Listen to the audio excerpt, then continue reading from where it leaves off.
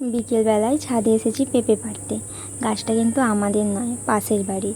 আমাদের ছাদ থেকে পাড়তে সুবিধে হয় বলে আমি যেদিন থেকে বিয়ে হয়ে এই বাড়িতে এসেছি ওদের পেঁপে আমিই পেড়ে দিই। আগে কিন্তু হাত দিয়ে পাড়া যেত পেঁপেটা, এখন যেহেতু গাছটা বড় হয়ে গেছে তাই লাঠির প্রয়োজন হয়। তাই বললাম একটা লাঠি দাও, তাহলে পেড়ে দেবো। তা আমি আর লাঠি কোথায় খুঁজতে যাব। তারপর সমস্ত কাজকর্ম সেরে আমার একটু খিদে পেয়ে গেছিলো। একটা চিড়ে ভাজার প্যাকেট ছিল, সেটাই খেয়ে নিলাম। তারপর দেখো কি মিষ্টি লাগছে না আকাশটাকে, আমার খুব ভালো লাগে নীল আকাশ আর সাদা মেঘ দেখতে। যে বর্ষাকালে হয় আর শরৎকালেও কিন্তু খুব দেখা যায়। তারপর একটু ড্রাগন গাছের দিকে দেখতেই চোখ পড়লো, অনেকগুলো ছোট ছোট গাছ জন্মেছে। তাই ভাবলাম তুলে ফেলে দিই এগুলো, নাহলে এগুলো আবার বড় হয়ে জঙ্গল হয়ে যাবে। একটু গোড়াগুলো পরিষ্কার রাখলে ভালো। তারপর একটু চা খেতে ইচ্ছে করলো, নিচে গেলাম, চা করে নিয়ে এসে আবার ছাদে চলে এসেছি। টাটা।